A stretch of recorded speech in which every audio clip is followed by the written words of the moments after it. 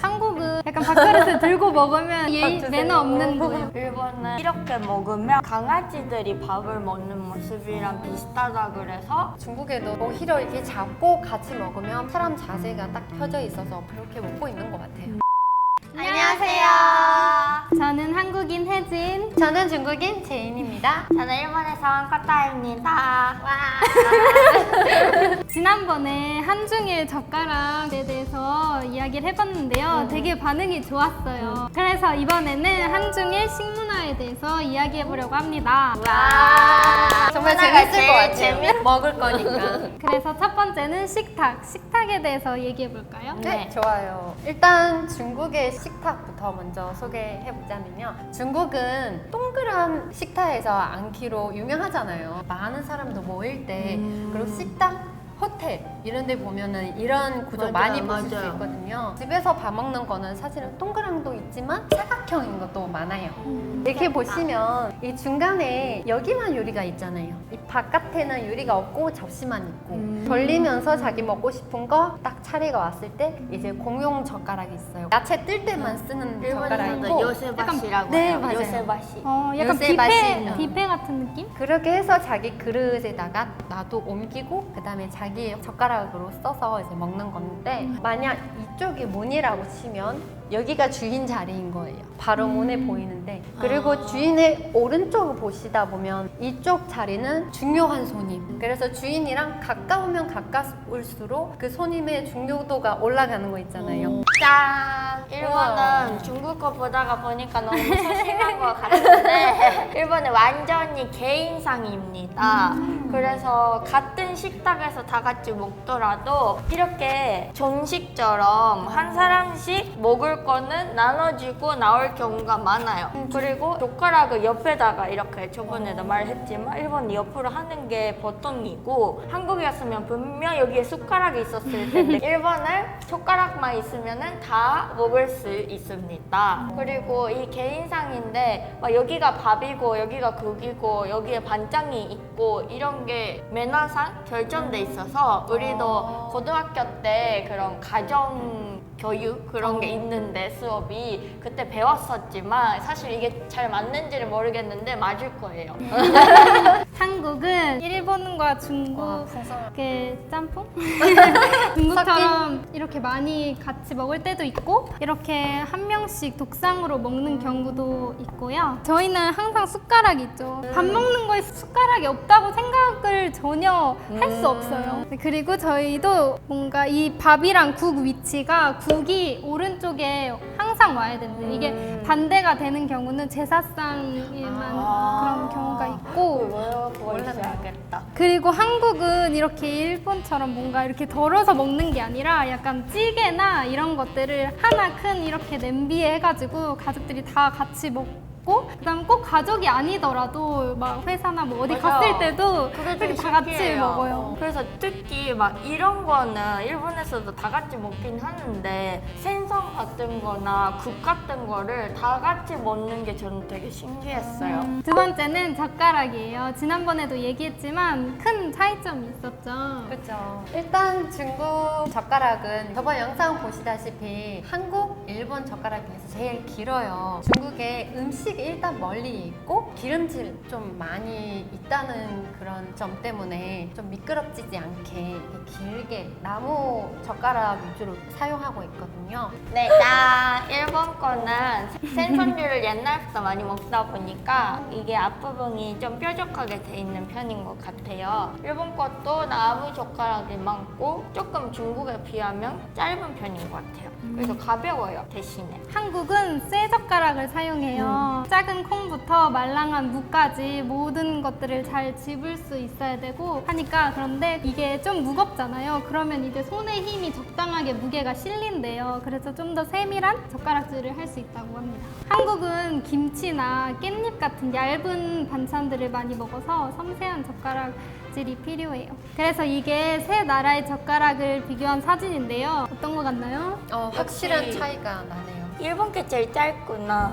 제일 뾰족해요. 몰랐다. 중국은 제일 길고 여기 뭉툭하고 한국은 납작하고 얘만 다르다. 일본은 이게 요즘 시대에 좀 잘 안 맞는 문화이긴 하는데 뭔가 어릴 때부터 애기용 젓가락, 엄마용 젓가락, 아빠용 젓가락 이렇게 크기부터 다르고 색깔도 아빠용 거는 막 검정색이거나 조금 남성스러운 파란색이거나 초록색이거나 이렇게 돼 있고 엄마 거는 핑크색이나 빨간색 이렇게 좀 여성을 뜻하는 옛날의 그런 개념을 약간 보여주는 색깔들이 많았었던 것 같고 애기용은 또 짧고 약간 막 초등학교 때 쓰는 거 막 이런 식으로 조금씩 커졌던 생각도 있어가지고 그래서 뭔가 손에 맞게 길이도 다르고 두꺼운 것도 다르고 젓가락이 다 모양이 조금씩 달랐어요. 되게 개개인의 맞춤 젓가락인 거네요. 그래서 근데- 젓가락 선물 많이 해요. 어디 집에 놀러 갈 때 이렇게 커플로 돼 있는 젓가락 같은 거 부부한테 드리고 이런 좀 문화도 있고 한국은 장례식이나 제사상에 이렇게 밥에다가 숟가락인 젓가락을 꽂아서 평소에는 그러면 안 되거든요. 중국에 이게 되게 심해요. 저희는 만약 숟가락, 젓가락 올리면 이게 오히려 장례식상라기보다는 중국에 이걸 사람 죽으면 이제 비석이 있잖아요. 비석이라고 생각해서 이게 절대로 안 된다고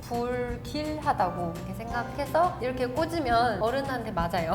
일본도 이렇게 꽂는 거는 진짜 매너 위반이고 이것뿐만 아니고 일본은 더 엄격해서 예를 들어서 국에다가 숟가락을 계속 넣는 것도 안 돼서 되고. 먹을 때마다 그냥 이렇게 자기 앞에다가 두거나 하는 것 같아서 또 비슷하네요. 중국에 작은 반찬이 없잖아요. 다 큰 요리 있다 보니까 내 개인 젓가락 들고 이 요리를 계속 이렇게 휘저으면 안 돼. 아 일본도 그래요? 그거 네, 한국도 중국은, 그래요. 음. 한국은 밥 먹을 때 수저를 사용하는데 중국이나 일본은 어때요?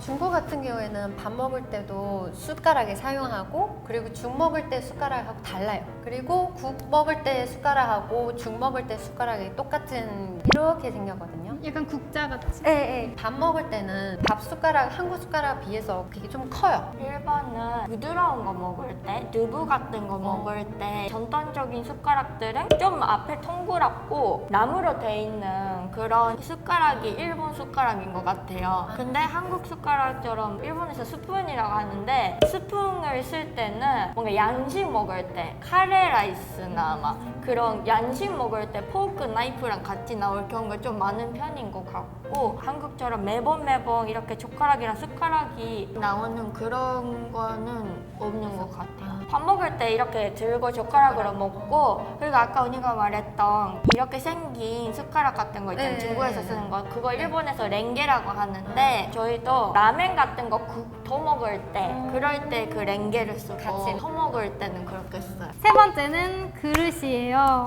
중국 그릇은 이게 사진에 보시다시피 아무래도 이게 옛날에 중국의 도자기 문화가 되게 발달되어 있어가지고 약간 이런 모양 그리고 이런 디자인이 아무래도 조금 약간 시그니처 된 느낌이긴 해요. 최근에는 약간 옛날 문화?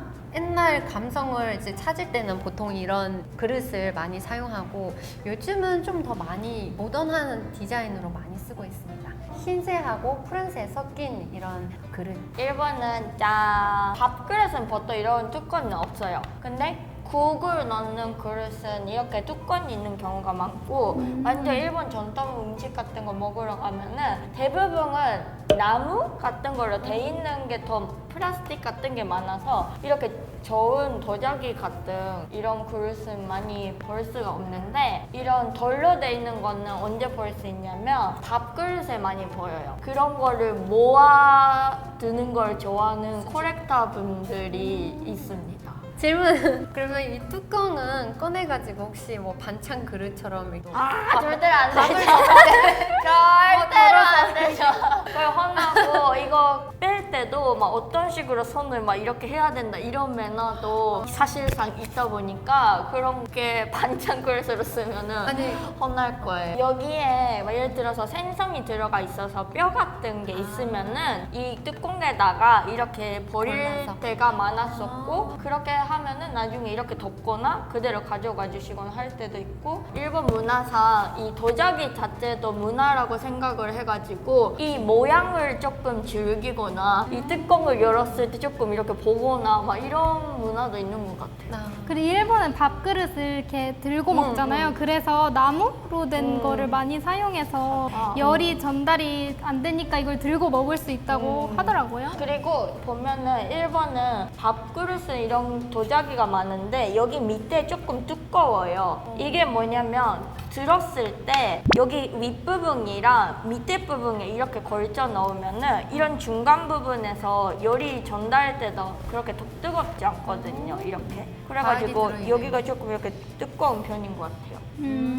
한국에서는 밥그릇을 여러 가지로 쓰는 것 같은데 뭐 식당 이런 데 가면 쇠에다가 공깃밥을 주고 그다음에 집에서는 보통 도자기 그릇에 먹어요. 그리고 이제 일본처럼 들고 먹을 수가 없어요. 왜냐면 너무 뜨거우니까 식탁에 놓고 먹습니다. 이런 그릇도 많이 씁니다. 이거 약간 집에서 많이 보이는 맞아요. 한국 그릇인 것 같아요. 한국은 뜨거운 음식들이 많고 또 뚝배기 그릇 이런 거에 뚝배기 이런 거 많잖아요. 찌개나 그런 거.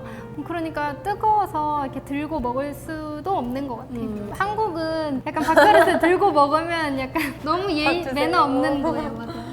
약간 거지처럼 보일까봐. 맞아. 일본은 약간 이렇게 먹으면 강아지들이 밥을 먹는 모습이랑 비슷하다 그래서 그렇게 먹지 말아라고 하는 것 같던데 그리고 흘리기도 해서 그런 것 같아요. 중국에도 약간 일본이랑 비슷한 게 오히려 이렇게 잡고 같이 먹으면 밥도 안 흘리고 사람 자세가 딱 펴져 있어서 보기도 좀 좋은 것 같아서 그렇게 먹고 있는 것 같아요. 되게 나라마다 그 밥그릇을 들고 먹고 놓고 먹고의 그런 인식이 다 다른 것 같아요. 맞아요. 차이가 되게 크네요. 오늘은 한중일의 식문화를 비교해봤는데요. 재밌게 보셨다면 구독과 좋아요 많이 눌러주세요. 댓글도 안녕. 안녕.